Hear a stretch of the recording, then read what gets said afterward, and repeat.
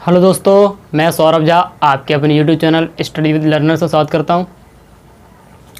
तो कल हम द्विघात समीकरण के पूर्ण वर्ग विधि सीख गए थे हम कि कैसे द्विघात समीकरण को पूर्ण वर्ग विधि से हम हल करेंगे। आज हम श्रीधराचार्य सूत्र सीखेंगे। ठीक है, तो आज का जो हमारा मेन टॉपिक है वो क्या है? धराचार्य सूत्र।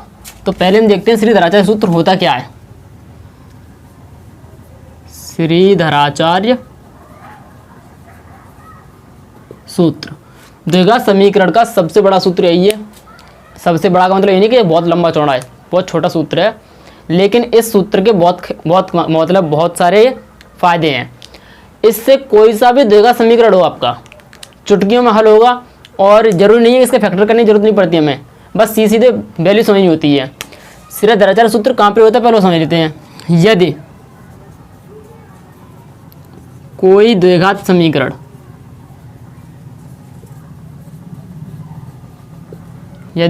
समीकरण ax square plus bx plus c0 के रूप का है, तब अगर कोई समीकरण हमारा द्विघात समीकरण जो है वो ax square plus bx plus c के रूप का है, तब जो धराचार्य सूत्र होगा वो क्या होता है हमारा? x बराबर होता है minus B plus minus under root में B square minus 4ac upon 2a। ये हमारा क्या होता है? श्रीधराचार्य सूत्र। इतना बड़ा होता है बस। कोई सा भी द्विघात समीकरण हो, इससे चुटकियों में होगा आपका, ज़्यादा दिमाग लगाने की जरूरत नहीं होती इसमें। बस क्या होता है, हमें तुलना कर लेनी होती है कि a की वैल्यू कितनी, b की वैल्यू कितनी, c की वैल्यू कितनी है। बस वो हो गया, यहाँ पुट करना है और केवल कैलकुलेशन करनी है बस हमको, फिर पूरी में बस चुटकियों में हल हो जाता है। अच्छा, इसके बाद एक फार्मूला और होता है हमारे। आज मैं पहले फार्मूला लगा देता हूँ। पहला फार्मूला, दूसरा होता है हमारा विविक्त कर। इसको प्रेजेंट करते हैं हम डी से। अगर वो पूछता है कि द्विघात समीकरण का विविक्त कर ज्ञात कीजिए, तो विविक्त कर का फॉर्मूला होता है हमारा बी स्क्वायर माइनस के 4ac, जो अंडर रूट में है वो बाहर होता है, वो यही होता है यहाँ पे। तो विविक्त कर का फॉर्मूला क्या होगा? B square minus 4ac। इसके बाद वो पूछता है लक्षण। क्या पूछ लेता है कभी कभी? वो लक्षण और पूछ लेता है। तो लक्षण हमारे तीन तरह के होते हैं। पहला लक्षण में भी हमें क्या निकालना होता है? डी निकालना होता है। क्या? डी, बी नहीं डी। इस डी की वैल्यू मतलब विविक्त कर। जब विविक्त कर निकालेंगे हम, तो विविक्त कर का यदि D is greater than zero, sorry is less than zero, मतलब डी का मान जीरो से पहले बड़ा ले लेते हैं हम। D is greater than zero मतलब डी का मान यदि जीरो से बड़ा है, या ऐसे बोल सकते हैं हम B square minus 4ac is greater than zero. B square minus 4ac का मान जीरो से बड़ा है, तब जो द्विघात समीकरण के मूल होंगे, मूल कैसे होंगे हमारे?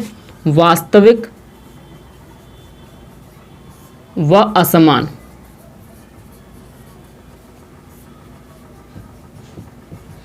यदि d is greater than zero या बी स्क्वायर माइनस 4ac, इन दोनों में से कोई एक चीज, d को हम क्या लिख सकते हैं? बी स्क्वायर माइनस 4ac तो लिखते हैं, दोनों एक ही चीज है।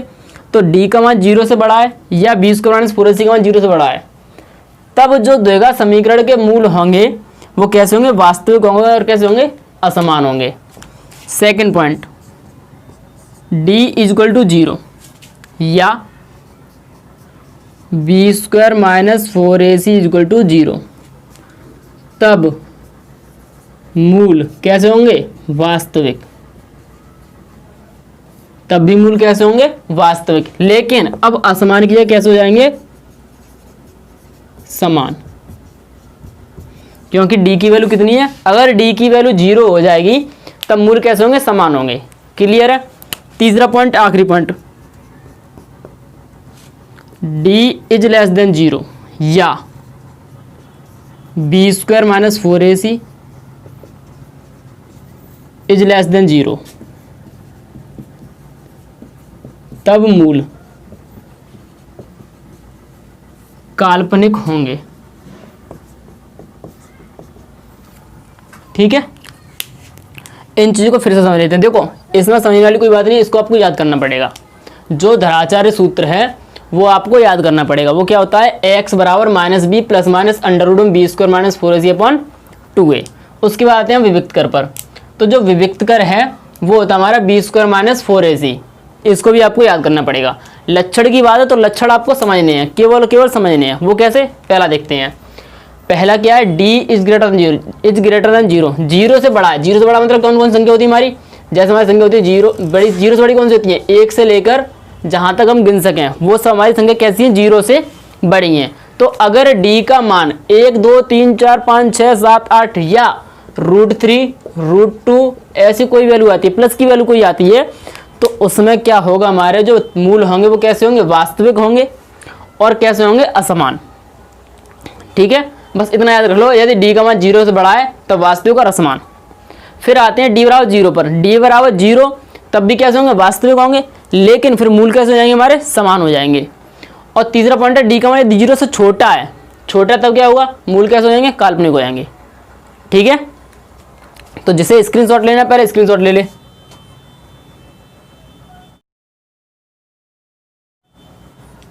चलिए, ये मैं इसकी पीडीएफ बनाकर दे दूंगा आप लोगों को, डिस्क्रिप्शन लिंक में मिल जाएगी आपको, तो आप वहाँ से भी डाउनलोड कर सकते हैं। मैं पूरा चीज़ लिख के दूंगा आप लोगों को।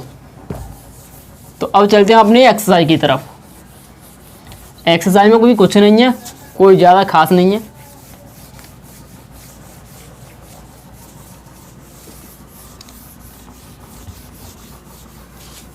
आप लोग बस मेरे साथ कनेक्ट रहिए। गणित में 70 में 70 नंबर दिलवाने की गारंटी मेरी है। बस आप लोग डेली नियम से वीडियो देखें और उसकी प्रैक्टिस करें घर पर। थोड़ा बहुत रिवीजन तो करना पड़ेगा। Exercise 4E। चलिए देखिए, द्विघात जो धराचार्य सूत्र है, पहले मैं इसका प्रयोग बता दूं आपको फिर से। जो धराचार्य सूत्र है वो द्विघात समीकरण प्रयोग होता है। पहली बात तो बहुपद में कभी प्रयोग नहीं होगा। क्यों, क्योंकि जो हमारा सूत्र तुलना होती है वो समीकरण से होती है ax² + bx + c बराबर 0 से, ना कि इतने से। ठीक है, पहला नोट पॉइंट ये हो गया। फिर आते दूसरे पे। दूसरा क्या है, दूसरा ये है कि द्विघात समीकरण के फैक्टर हो रहे हों या ना हो रहे हों। अगर सवाल में कह दिया कि सूत्र द्वारा हल कीजिए या मूल सूत्र द्वारा निकालिए या श्रीधराचार्य सूत्र से हल कीजिए, ये 3 कंडीशन अगर देता है वो, तो हमको आंख मीच के धराचार्य सूत्र लगाना है। फिर ये नहीं देखने है कि उसके फैक्टर हो रहे हैं अन्यथा नहीं हो रहे हैं। अगर फैक्टर हो रहे हैं तो अच्छी बात है, नहीं हो रहे हैं तो और अच्छी बात है, हम आराम से कर लेंगे। जैसे मैंने आप लोगों को 2 सवाल छुड़वाए थे, अगर आप लोगों को याद हो, मैंने जब फैक्टर करने की पहली वीडियो थी मेरी फैक्टर वाली, उसमें एक स्टेप का सवाल कराया था मैंने, x² + 1/x², यहाँ प्लस माइनस जो भी होगा मुझे पता नहीं है, 7x - 1/x + 8 0। मैंने एक स्टेप का सवाल कराया था, तो उसमें एक द्विघात 2 बने थे, एक यहाँ बना था एक यहाँ बना था। द्विघात समीकरण ऐसे बने थे जिसके फैक्टर नहीं हो रहे थे। जैसे कि मैं कुछ यहाँ पे लिख देता हूँ, मैं वो नहीं होंगे, दूसरे होंगे x² - 5x - 1। क्या हम इसके फैक्टर कर सकते हैं? नहीं। क्यों? क्योंकि गुणा करें तो कितना चाहिए हमारा 1, लेकिन उन 2 संख्याओं को घटाने पर कितना चाहिए 5, जो कि ऐसी कोई संख्या है ही नहीं है। अगर हम गुणा करते हैं तो 1 एकम 1, 1 केवल 1 के पहाड़े में आता है, और मैं 1 में से 1 को माइनस करूँगा तो कितना आएगा मेरा 0 आएगा। कहीं 5 आया? नहीं आया। तो इसका मतलब ये कि इसके फैक्टर होना असंभव है। इसके फैक्टर होना असंभव है, इसका मतलब ये नहीं है कि इसकी वैल्यू निकलना भी असंभव होगी। हम इसकी x की वैल्यू निकाल सकते हैं। इसमें अब हम श्रीधराचार्य सूत्र का प्रयोग करेंगे। ठीक है, तो चलिए अब हम आते हैं अपने सवाल पर। पहला सवाल क्या है, 2x² + 14x + 9। जो हेडिंग दे रखी है, हेडिंग में कहा है निम्नलिखित समीकरणों के मूल सूत्र द्वारा ज्ञात कीजिए। प्रश्न 1 से लेकर 5 तक। जो 1 से लेकर 5 तक के प्रश्न है वो पूरे इसी पर डिपेंड है। अब सूत्र द्वारा हल कीजिए। सूत्र हमारा कौन सा होगा? श्रीधराचार्य सूत्र। तो चलिए, +14x व्यापक समीकरण, व्यापक समीकरण, व्यापक समीकरण कौन सा था हमारा, ax² plus bx plus c बराबर 0 से तुलना करने पर, जब तुलना करेंगे तो देखो a की जगह पर कितना आएगा, 2 आएगा, a बराबर 2, b की बराबर 14 और c बराबर 9। चिन्ह सहित उठाएंगे हम यहाँ पे हमारी पूरी वैल्यू प्लस प्लस में दे रखी है, हाँ प्लस में ही है। यहाँ पर हमारी तीनों वैल्यू किस में, प्लस में है, तो यहाँ भी किस में आएंगी, प्लस में आएंगी। यहाँ तक क्लियर है, ठीक है। चलिए श्रीधराचार्य सूत्र, श्रीधराचार्य सूत्र क्या होता है, x बराबर minus B plus minus under root of B square minus 4ac upon 2a। x बराबर माइनस चिन्ह बी वाला, माइनस चिन्ह, बी की वैल्यू कितनी है 14 plus minus under root of B मतलब 14 का वर्ग माइनस 2 4, ए की वैल्यू 2, सी की वैल्यू 9, 2 इंटू 2। एक चीज़ और याद रखना, इसके लिए हमें कम से कम 25 तक वर्ग याद होने चाहिए। तो जिनको याद नहीं है वो प्लीज़ पहले वर्ग याद कर लें 25 तक, फिर आगे बढ़ेंगे। तो x बराबर माइनस 14 प्लस माइनस 14 का वर्ग 196, ठीक है, 4 दूनी 8, 8 नेम 72 बट्टे 2 दूनी 4, शायद नीचे वो सोनी होगा, इसलिए x बराबर माइनस 14 प्लस माइनस, दो 196 में से 72 घटाने में तो कितने बचेंगे, 6 में से 2 गए 4, हाँ 19 में से 7 हैं, कितने बचेंगे हमारे 12, 124 बट्टे 4। अब एक चीज़ देखें, क्या 124 किसी संख्या का वर्ग है, 10 का वर्ग 100, 11 का वर्ग 121, 12 का वर्ग 144। 121 तो वर्ग है कितने का, 11 का, लेकिन 124 किसी का वर्ग नहीं है। तो जब 124 किसी का वर्ग नहीं है तो हम इसके करेंगे पहले फैक्टर करेंगे तो देखेंगे शायद कोई संख्या बाहर निकल आए। चलिए 124, वैसे मैं आप लोगों को विभाज्यता की जांच बता चुका हूँ। यहाँ पे देखिए, कल की वीडियो में बताया मैंने शायद, यहाँ पे देखिए पीछे के 2 अंक देखते हैं, पीछे के 2 अंक क्या 4 से विभाजित हो रहे हैं, बिल्कुल 4 से विभाजित हो रहे हैं। इसका मतलब ये कि इसमें 4 हमारा क्या होगा, कॉमन होगा। तो 4 कॉमन कितने से होगा देख लेते हैं हम, 2 से काटेंगे, 2 के बाद 2 दूनी 4, 2 3 6, 2 एकम 2, फिर 31 से। तो 124 के फैक्टर कितने निकले हमारे, माइनस के 14, 2 गुणा 31 बट्टे 4, ठीक है। ये जोड़ा पूरा बाहर निकल आएगा, तो x बराबर minus 14 plus minus 2 under root में 31 बट्टे 4। अब भैया ये मत कर देना कि 14 में 2 जोड़ देना, यहाँ पर 2 चिन्ह लगे हैं, एक प्लस का है एक माइनस का है, तो हम ना तो यहाँ पर जोड़ सकते हैं ना ही यहाँ पर हम घटा सकते हैं। पहले बात तो हम जोड़ घटा कर ही नहीं पाएंगे, क्यों, क्योंकि यहाँ पर रूट वाली संख्या, यहाँ पर रूट वाली संख्या है नहीं है। तो क्या करेंगे, यहाँ से हमें कॉमन मिल रहा है, कॉमन है कितना है, 2 कॉमन है, तो मैंने ऊपर से लिया 2 कॉमन, कितना बचेगा -7 और यहाँ बचेगा केवल अंडर रूट 31 बट्टे 4। 2 से काटने कितना कट जाएगा 2 बार, तो ऊपर क्या बचेगा -7 प्लस माइनस अंडर रूट में 31 बट्टे 2। ये निकल आएगी हमारी x की वैल्यू, लेकिन जो आंसर है वो ऐसे नहीं दे रखा है और हम बोर्ड में भी ऐसे करके नहीं आएंगे।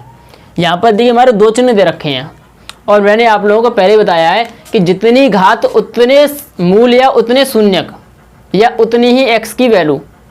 तो यहाँ पे हमारी घात कितनी है 2, तो इसकी भी कितनी वैल्यू निकल के आएंगी, 2 वैल्यू निकलेंगी। तो क्या करेंगे, एक बार लेंगे हम क्या, प्लस चिन्ह,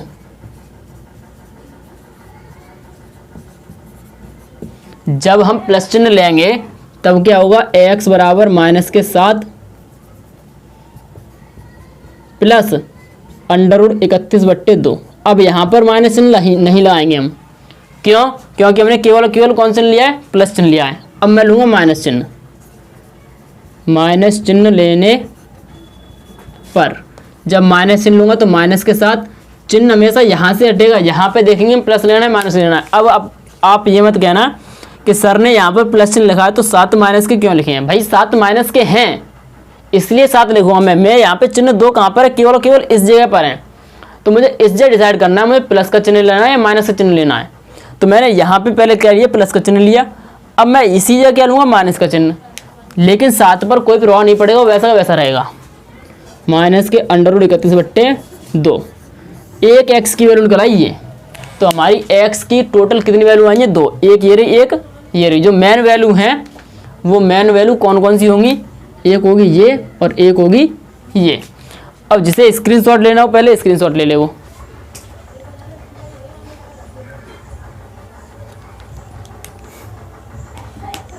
चलिए एक बार फिर से समझ लेते हैं। हमें एक द्विघात समीकरण दे रखा है और वो बोल रहा है इसको सूत्र द्वारा हल कीजिए या इसके मूल सूत्र द्वारा ज्ञात कीजिए या श्रीधराचार्य सूत्र से हल कीजिए। तो क्या करेंगे हम? पहले व्यापक समीकरण से तुलना करेंगे। तुलना करेंगे तो a बराबर कितना हो जाएगा? 2, b बराबर 14, c बराबर 9। श्रीधराचार्य सूत्र लाएंगे x बराबर -b plus -√b² - 4ac/2a। b की वैल्यू कितनी है? 14। b की वैल्यू कितनी है? 14 -4, a की वैल्यू 2, c की वैल्यू 9, 2 गुणा 2। 14 को 196 इतने गुणा किया 72/4 घटाए 124। ये फिर यहाँ से कुछ कॉमन है? 2 कॉमन है, 2 कॉमन लिया काट दिया -7 प्लस -√31/2। अब क्या करेंगे? यहाँ पे 2 चिन्ह हैं, इसको सॉल्व तुम कर नहीं सकते। कभी कभी क्या होगा यहाँ पर अंडर रूट बचेगा ही नहीं। अंडर रूट कौन सी स्थिति में नहीं बचेगा? इस स्थिति में देख लेते हैं।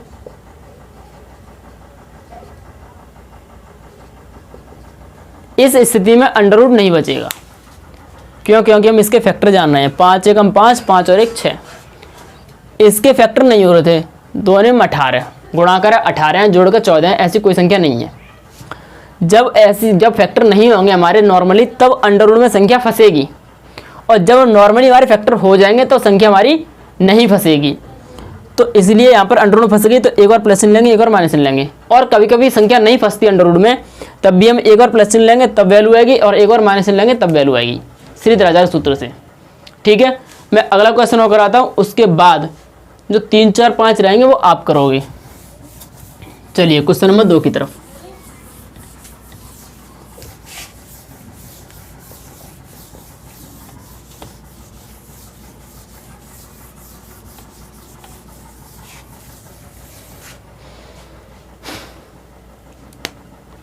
क्वेश्चन नंबर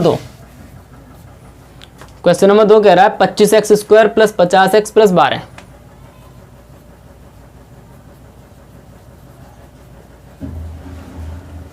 ये काफ़ी बड़ा सवाल है, वैसे ज़्यादा बड़ा भी नहीं, लेकिन यहाँ पे डिजिट दे रखे हैं, काफ़ी बड़े बड़े डिजिट हैं।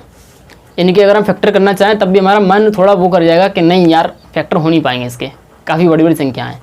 पहले इसका ऐसा गुणा करोगे 25 का 12 में, फिर कोई संख्या निकल कर आएगी 3 या 4 अंक की, फिर उसको फैक्टर करोगे, उसमें फिर सेट करोगे कि 50 आ रहे हैं या नहीं आ रहे हैं।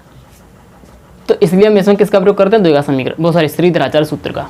पहले ही बोल रखा है उसने धराचार्य सूत्र का प्रयोग कीजिए, लेकिन बाई चांस वो दे कहे कि केवल इसको हल कीजिए या x के मान ज्ञात कीजिए, तो अगर आपको लग रहा है थोड़ा टफ क्वेश्चन है तो आप धराचार्य सूत्र लगा सकते हैं, वहाँ पर कोई दिक्कत नहीं होगी। चलिए 25x² 50x + 12 = 0। आप लोग मुझ पर भरोसा रखिए, बस गणित में 70 में 70 कहीं नहीं जाएंगे, बस भरोसा रखिए, डेली पढ़िए कंटिन्यू।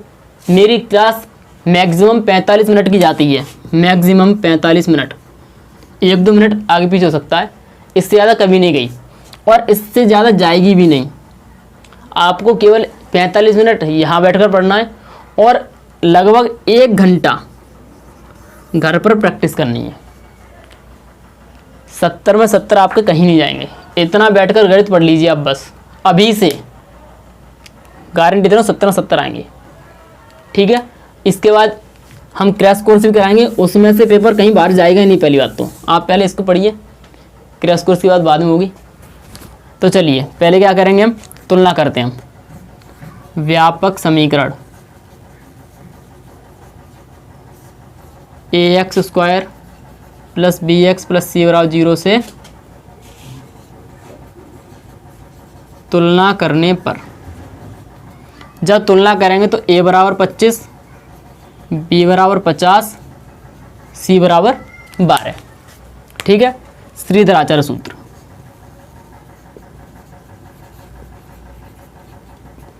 x बराबर minus B plus minus under root में B square minus 4ac upon 2a। b कितना है 50, सॉरी हाँ b कितना है फिर 50, मतलब 50 का वर्ग। a कितना है 25 और ये कितना है 12 बट्टे 2 गुणा 25 माइनस 50 प्लस माइनस 50 का वर्ग कितना होता है, जिसको नहीं पता वो समझ लें, बहुत ईजी होता है। जिनके पीछे जीरो हो उनका वर्ग निकाला बहुत ईजी होता है, बहुत ईजी। इसका वर्ग करो कितना होता है 25 और यहाँ पे कितने जीरो, एक, अगर वर्ग करेंगे तो 2 जीरो आ जाएगा, तो कितना हो गया हमारा 2500। मैं वर्ग की ट्रिक बताऊंगा एक दिन आपको, बस कनेक्ट रहिए आप मेरे साथ। 25 चौका 100 और 100 का गुणा करेंगे 12 में, कितना हो जाएगा 1200 बट्टे 25 दूनी 50।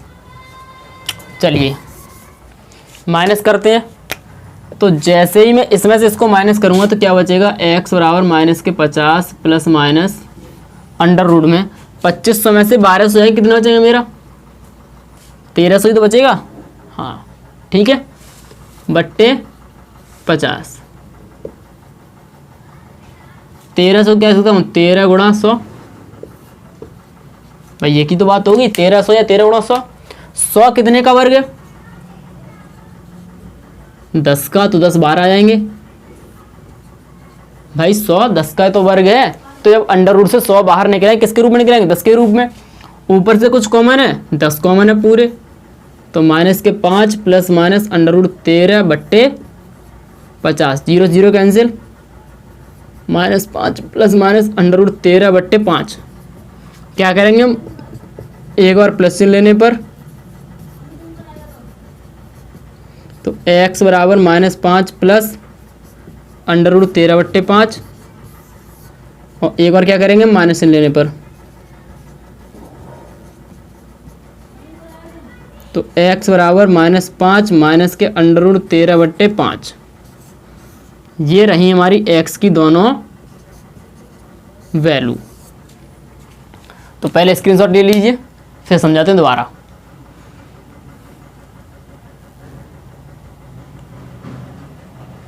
चलिए फिर से समझ लेते हैं हम। जो समीकरण दे रखा है, पहले हमने समीकरण लिखा, उसकी तुलना करी। तुलना किससे करेंगे, व्यापक समीकरण से। व्यापक समीकरण क्या है, ax square plus B X plus C. a बराबर 25, b बराबर 50, c बराबर कितना हो गया मेरा 12। श्रीधर आचार्य सूत्र क्या होता है, x बराबर minus B plus minus under root B square minus 4ac upon 2a। b की वैल्यू 50, b की वैल्यू 50, 4, a की वैल्यू 25, c की वैल्यू 12 बट्टे 2 गुणा a की वैल्यू 25। 50 के 50, 50 का और 2500, इनका गुणा किया कितना है 1200 बट्टे 25 दूनी 50। जब इसमें से इसको हटाएंगे कितना हो जाएगा 1300। 1300 को क्या लिख सकता हूँ 13 गुणा 100। 100 किसका वर्ग है 10 का, तो अंडर रूट से बाहर आएंगे कितना हो जाएगा 10। ऊपर से कुछ कॉमन है, बिल्कुल 10 कॉमन है। 10 कॉमन लिए तो यहाँ 50 में 10 कॉमन कितना हो जाएगा 5 plus minus under root 13। Common का मतलब होता है भाग लगाना।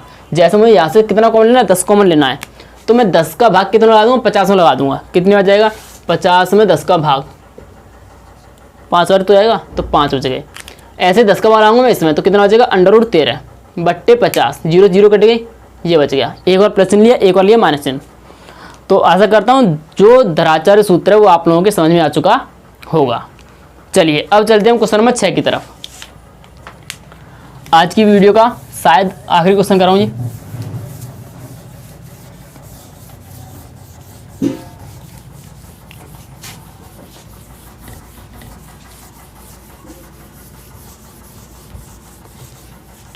Question number 6, 6, 7, 8, 9, 10, 11, 12। 12 क्या कह रहा है, निम्नलिखित समीकरणों के मूलों के लक्षण ज्ञात कीजिए। 6 से लेके 12 तक यही क्वेश्चन है। जैसे 1 से लेके 5 तक वो था, अब 6 से लेके 12 तक दे रखा है हमें। तो छठवां क्वेश्चन क्या है पहले वो देखते हैं हम। 1/2x स्क्वायर ये हो गया, 1/3x चलिए प्लस 1 और 0। हमें इसके मूलों की लक्षण ज्ञात करने हैं, मूलों के लक्षण। तो मूलों के लक्षण ज्ञात करने के लिए सिंपल हमने बताया था अभी क्या निकालना होगा, विविक्त कर। विविक्त कर निकालने के बाद डी की जो वैल्यू होगी बस उसी पे डिपेंड करता है क्या होगा क्या नहीं होगा। तो पहले तुलना करेंगे, पहले हम 1/2x² व्यापक समीकरण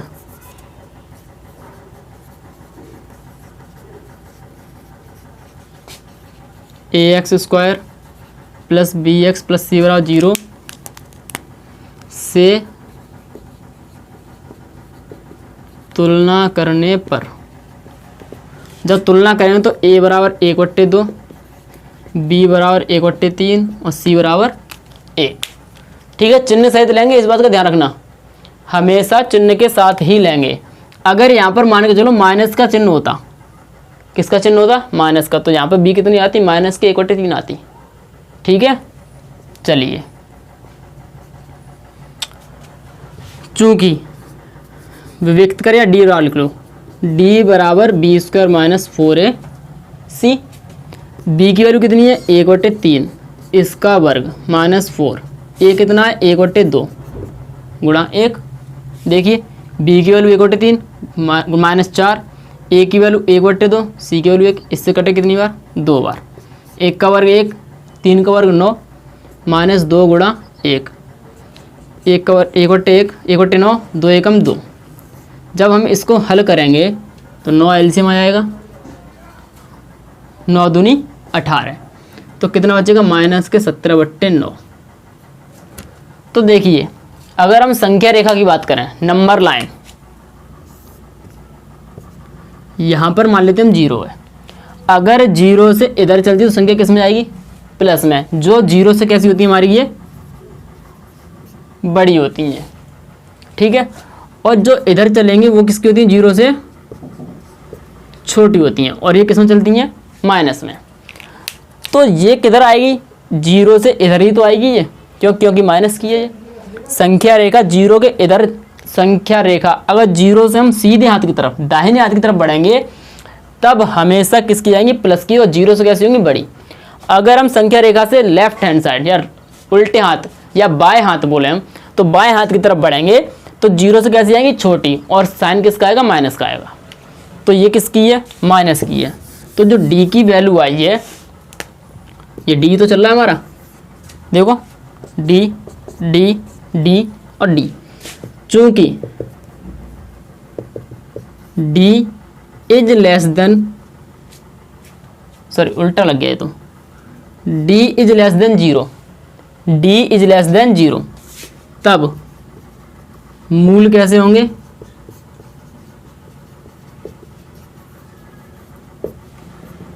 काल्पनिक होंगे। क्लियर है, एक बार स्क्रीनशॉट ले लीजिए, फिर समझाते दोबारा। चलिए फिर समझते हैं, पहले तुलना करेंगे। तुलना यहाँ तक शायद सबको समझ आ चुकी है। तीसरा सवाल है ये, d बराबर b² माइनस 4ac, b की वैल्यू 1/3, माइनस चिन्ह आएगा, 4 4, a की वैल्यू 1/2, c की वैल्यू ये 4, 2 से काटे 4 2 बार, 2 एकम 2, हल किया तो कितना है, माइनस 17/9। जो माइनस के 17/9 है तो ये d कैसा है, माइनस का। जब भी माइनस की संख्या आएगी तो वो 0 से छोटी होगी। जब भी माइनस की संख्या चाहे बट्टे में आए चाहे बिना बट्टे में आए, अगर माइनस की संख्या आती है तो वो हमेशा 0 से कैसी होगी, छोटी होगी। जब 0 से छोटी होगी तब उसके मूल कैसे होंगे, काल्पनिक होंगे। क्लियर है। चलिए एक सवाल अब दे रहे थे, क्वेश्चन नंबर 7, फिर वीडियो हम अपनी खत्म करते हैं यहीं पे। लास्ट क्वेश्चन आज का, 3x² माइनस के 4√3x प्लस 4 बराबर 0। पहले क्या करेंगे, तुलना करेंगे हम। व्यापक समीकरण ax² plus bx plus c बराबर 0 से तुलना करने पर, जब तुलना करेंगे तो a बराबर 3, b बराबर माइनस के 4√3 और c बराबर 4। a बराबर 3, b बराबर माइनस के 4√3। देखिए मैंने चिन्ह बताया था, चिन्ह सहित लेंगे। यहाँ पर सब प्लस के थे इसलिए प्लस का आया, लेकिन यहाँ पर माइनस का तो माइनस का आएगा। c बराबर 4।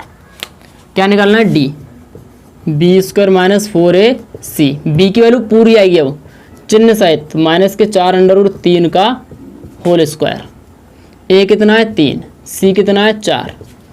जब भी माइनस संख्या का वर्ग करते किस में आता है, प्लस में आता है। तो 4 का वर्ग 16, अंडर 3 का वर्ग 3, 4 तिया 12, 12 चौक 48 और 16 तिया 48 माइनस 48, प्लस माइनस कट जाएंगे, डी बराबर क्या आ गया हमारा 0। चूंकि डी बराबर 0 तब मूल कैसे होंगे, वास्तविक व समान होंगे। यदि d बराबर 0 हो तब सेकंड कंडीशन है हमारी, ये हमारी थर्ड कंडीशन है, ये हमारी सेकंड कंडीशन है। सेकंड कंडीशन क्या थी, यदि d बराबर 0 तब मूल वास्तविक और समान होंगे। यदि d का मान 0 छोटा है तब मूल कैसे होंगे, काल्पनिक होंगे। तो जैसे स्क्रीनशॉट लेना वो स्क्रीनशॉट ले ले। चलिए एक बार फिर से समझ लेते हैं हम।